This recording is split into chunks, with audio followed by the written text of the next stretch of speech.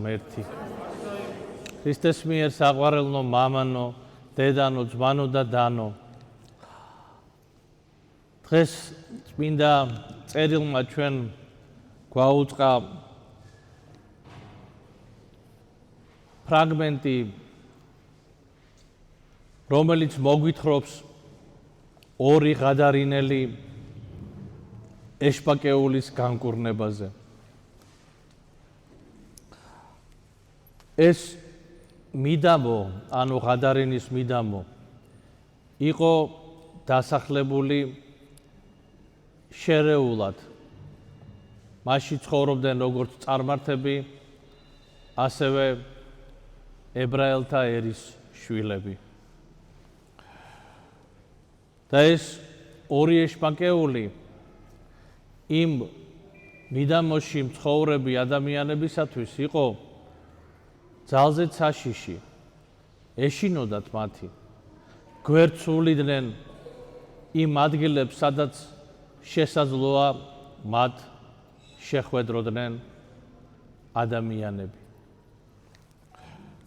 და იმ მაცხოვარი მივიდა ამ მიდამოში და ეს ორი ეშპაკეული გამოვიდა რაღაცა ძალით ძღვანებულმა ქრისტესთან შესახვედრად და დაიწყეს ღაღადი, რომ რა არის ჩვენი და შენი, რატო გვტანჯავ ჩვენ. და ეს ხმა იყო ხმა ეშპაკებისა, რომელიც ბუდობდა ამ ადამიანებში. მიზეზი ამისა ჩვენთვის უცნობია, წმინდა წერილი ამაზე არ საუბრობს. ჩვენ მხოლოდ შესაძლებელია გამოვთქვათ მოსაზრება. თავად წარმართობა უკვე ეს იყო ერთ-ერთი ძიმე მიზეზი იმისა, რომ ადამიანი ეშმაკს დაქვემდებარებოდა. წარმართობა თავისი წესით, თავისი ადათით, რამე თუ მასში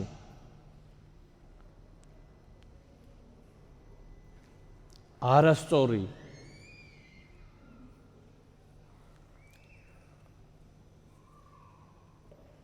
ღმერთის თაყვანისცემა არის და ეს თაყვანისცემაც არის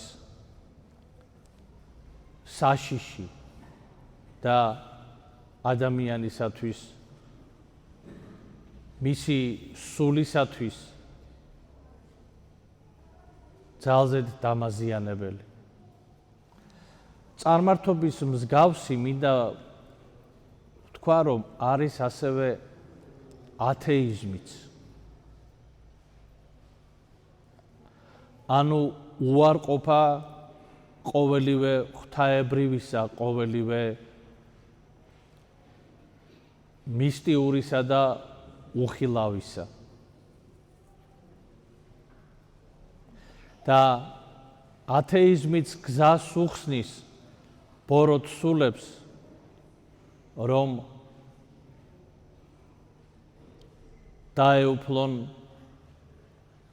ადამიანის სულს.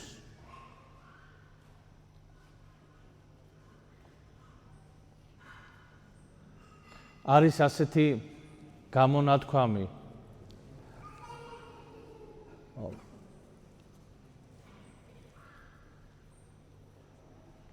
არ არსებობს ეშმაკიო და თუ არ არსებობს ეშმაკიო, მაშინ არ არსებობს ღმერთიცო. ანუ ურწმუნოებას სხვადასხვა ფორმა და სახე აქვს. ის სხვადასხვა იდეითა და აზრით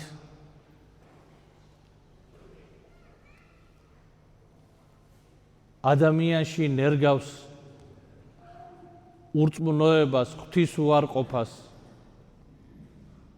არასწორი და უცხო ღმერთებისადმი მიდრეკილებასა და რწმენას. ღვთის მადლითა და წყალობით და წმინდა ნინოს ქადაგებით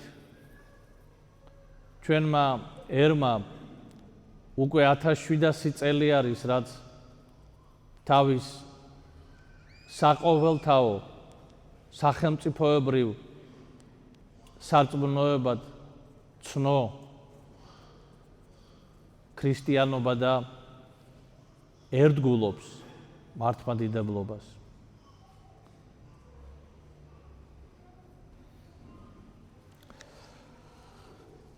მაგრამ ჩვენ დაუბრუნდეთ სახარებისეულ თხრობას და როდესაც ამგვარად ღაღატყვეს ეშმაკებმა, რატო გვტანჯავთ ჩვენ?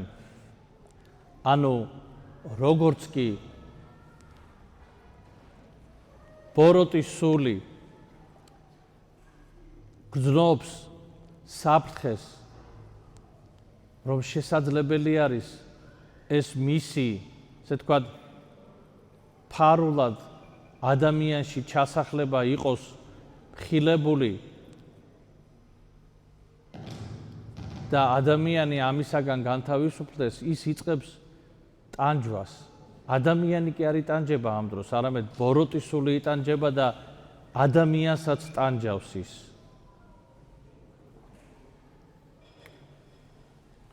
ცოდვაც გზას უხსნის ბოროტ სულს, რომ ადამიანში შევიდეს. შესაძლოა ადამიანი არის კიდევაც მართლმადიდებელი და შესაძლებელია მორწმუნე იყოს ეკლესიურიც, მაგრამ რაღაცა მიზეზის გამო, ხან ცოდვის გამო, ხან კიდე ღვთის დაშვებით.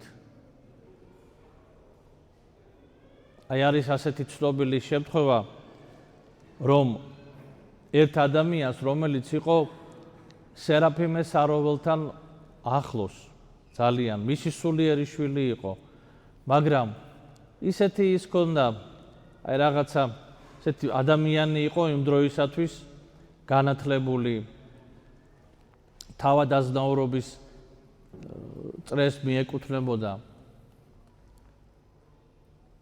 და იყო მორწმუნე ადამიანი და სერაფიმე სარაველი მისი მოძღვარი იყო. ბევრ რაღაცაზე საუბრობდნენ, ბევრ რაღაცას ასწავლიდა სერაფიმე სარაველი და ამ ადამიანს ჰქონდა ისეთი ეჭვები, ასე, აი განა რა არისო ახლა ვთქვათ ეს ბოროტის სულების სამყარო, ასეთი ძლიერი და ასეთი საფრთხის შემცველი არისო? და უფალმა დაუშვა, რომ ამ ადამიანს განეცადა ჯოჯოხითესეული ტანჯვა. მან იხილა ჯერ, რომ რაღაცა ისეთი ღრუბლის მაგვარი სუბსტანცია შემოვიდა მასში, ღამე და დაიწყო მისი ტანჯვა. მან იგრძნო ჯოჯოხითესეული ცეცხლი, იგრძნო ჯოჯოხეთისეული ყინვა, იგრძნო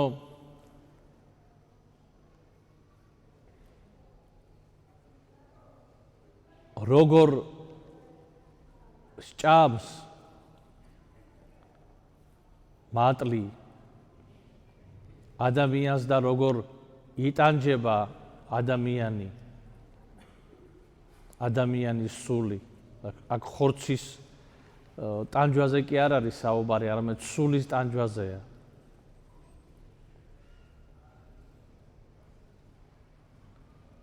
განიცადა ღვთისაგან დაშორებულობა და უიმედობა და უმსუბუქდებოდა მას პირველი შემსუბუქება მან მიიღო, როდესაც მღვდელმთავარი მივიდა მასთან, წაიკითხა ლოცვა და აზიარა. სერაფიმა საროველმა კი მას უთხრა, რომ ეს უკვე მისი ეს ტანჯვა სერაფიმე საროველის გარდაცვალების შემდგომ მოხდა. მაგრამ მას ახსოვდა სიტყვები სერაფიმე საროველისა, რომ შენო განიცდიო დიდ მწუხარებასო, მაგრამ განიკურნებიო, როდესაცო ტიხონ ზადონელის წმინდა ნეშტს გახსნიანო და მართლაც ასე მოხდა. ეს ადამიანი თითქმის 2 წლეული იტანჯებოდა და როდესაც ტიხონ ზადონელი განადიდეს და გახსნეს მისი ნეშტი, ის მიეახლა ამ სიწმინდეს და ყისიერად განთავისუფლდა ამ ტანჯვისაგან. ეს ტანჯვა იყო მისთვის შედეგად იმისა, როგორც მოგიყევით, რომ მან არ დაიჯერა სიტყვები ადამიანისა, რომელიც თავისით კი არ საუბრობდა, არამედ საუბრობდა სული წმინდის მადლით.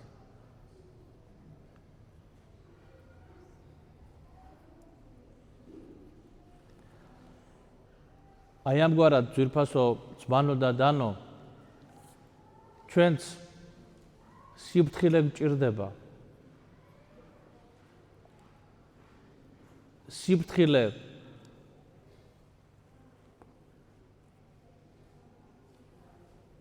ჩვენს ეკლესიურ ცხოვრებაში, რომ დავაკვირდეთ, ხომ არ განსხვავდება ჩვენი აზრები და ჩვენი შტაბეჭდილებები ეკლესიის სწავლებისაგან და ჩვენ ხომ რაღაცა ეჭვით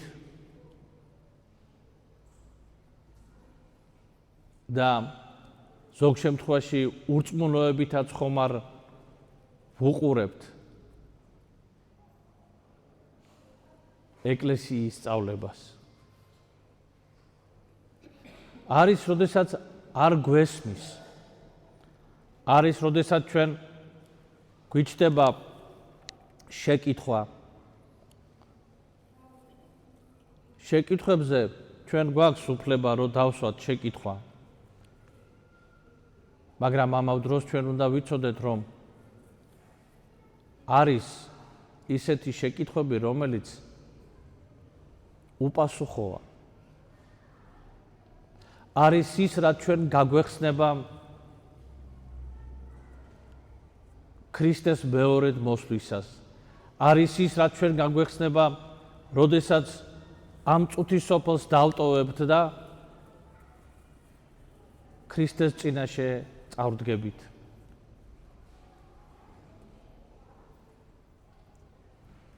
არის ის სწავლება, რომელზედაც დღეს გაგვცემ ჩვენ პასუხს ჩვენი დედა ეკლესია, წმინდა მამები. და იმისათვის, რომ ეჭვმა ჩვენ სულში არ ჩანერგოს ურწმუნოების თესლი, ან უარყოფის თესლი, ჩვენ ისე როგორც პეტრე მოციქული შესთხოვდა უფალს, წამს უფალო შეეწიე ურწმუნოებასა ჩემსა,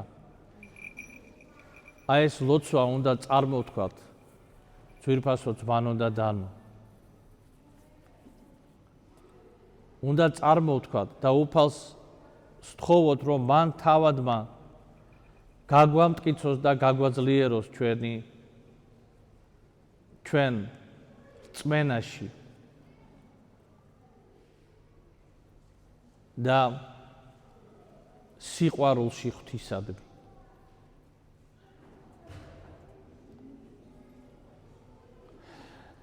და აი ღადარინელი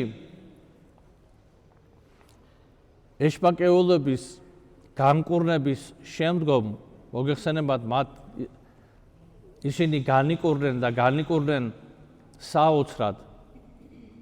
ეშპაკები გამოვიდნენ მათგან და ღორის კოლტი, რომელიც იქვე ძოვდა და რიცხვით იყო 2000, ამ ღორის კოლტში, ღორებში შევიდნენ და ეს 2000 ღორი დაიძრა და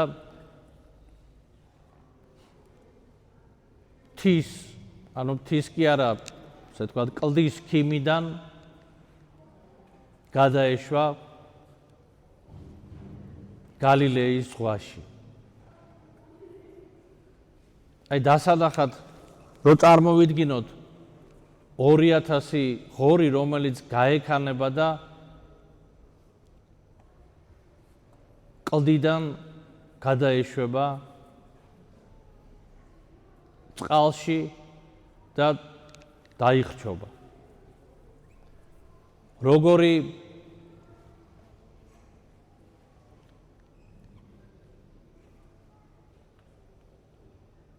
სანახავი იქნება ეს,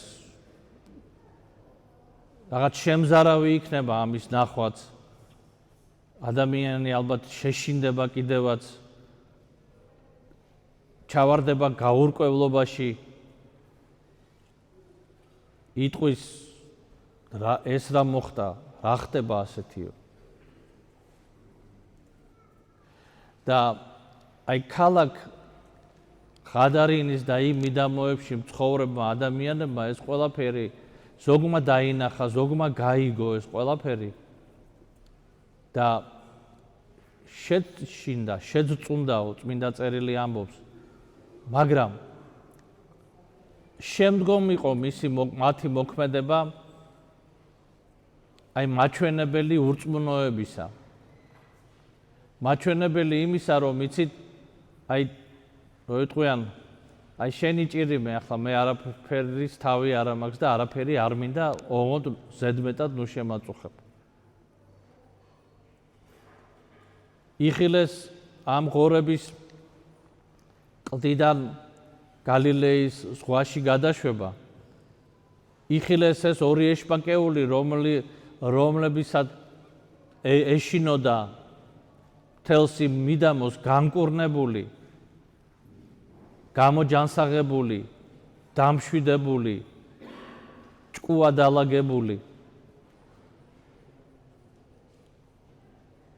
და ამავდროს იხილეს ქრისტეც, რომელმაც ეს ყოველივე აღასრულა, რომლის ძალითაც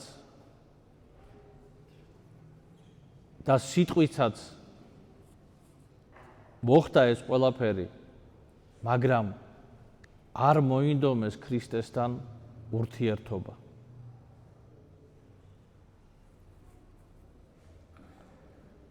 თქვენს რომ არ გვინდა ზედმეტად არაფრის არც მოსმენა, არაფრის გაგება, ჩვენთვის, შენთვისო.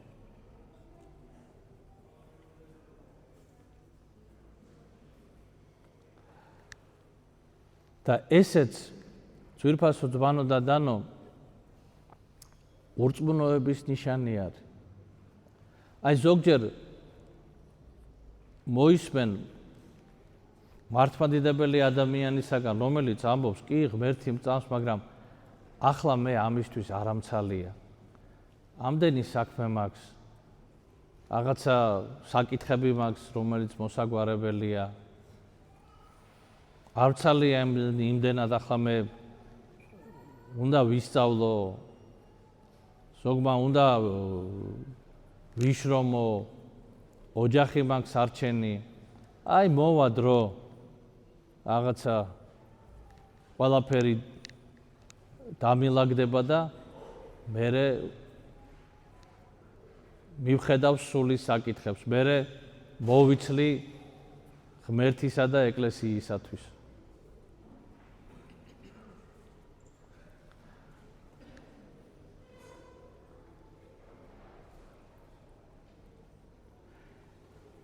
გადარინელებმა არ მიიღეს ის წყალობა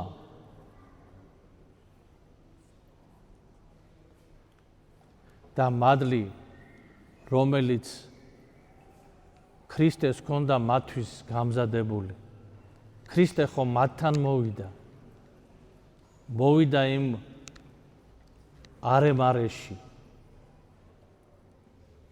და ნებისმიერ ადამიანს მოსულს მასთან ისი თავის მათს გადასცემდა, ისე როგორც სამარიტელებს გადასცა, რომლებმაც ისმინეს რა იქ სასწაული არ მოხდარა სამარიტელი ქალის შეხვედრისას, როგორც გახსოვთ, ქრისტე ესაუბრა ამ ქალბატონს, მისი ცხოვრებაც უთხრა, მაგრამ სასწაულები იქ არ მოხდარა ამგვარი. და ამ ქალმა რაც შემდგომ ისაუბრა თავისიანებთან, ადამიანებმა გაიზიარეს მისი ნათქვამი და მოვიდნენ და შემდგომ ეუბნებოდნენ, რომ იციო, შენი ნათქვამით კი არ გვწამსო ჩვენო, არამედ რაც ჩვენ ვიხილეთო, იმით ვირწმუნეთო ყოველივე, რომ ქრისტე არის მესიაო. აი ორი შემთხვევა. სამარიტელებიც იყვნენ შერეული, ვთქვათ, ებრაელებთასა და წარმართების შერევისაგან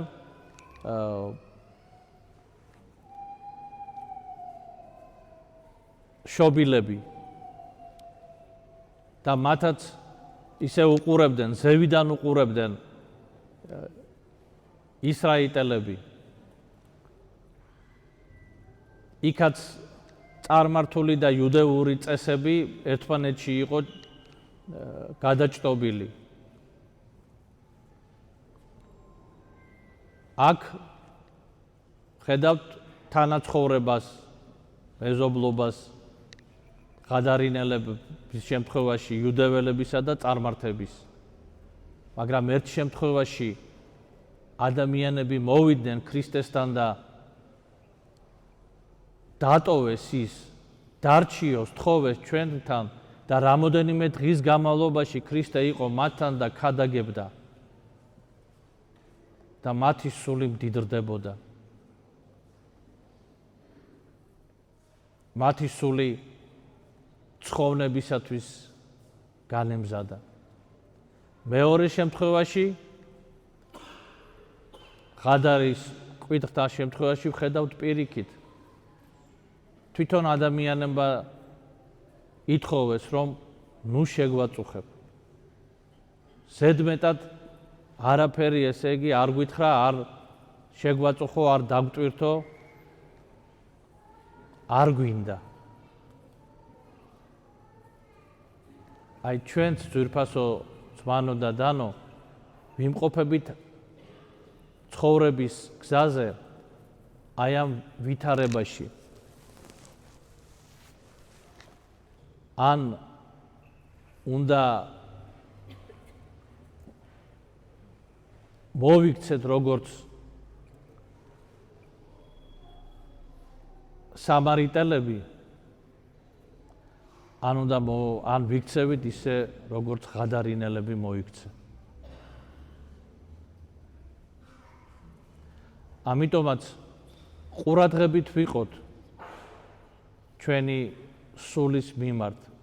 ყურადღებით ვიყვეთ ღვთის და ეკლესიის მოწოდების მიმართ.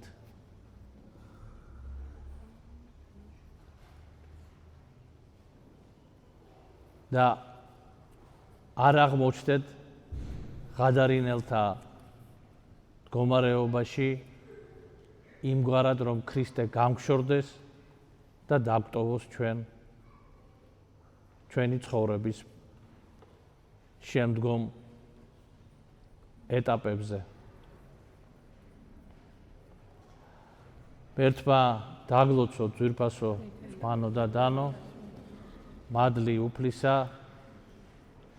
ყოველთა კურნალი იყოს თქვენთანა, აც და მარადის და უკუნითი უკუნისამდე. ამინ.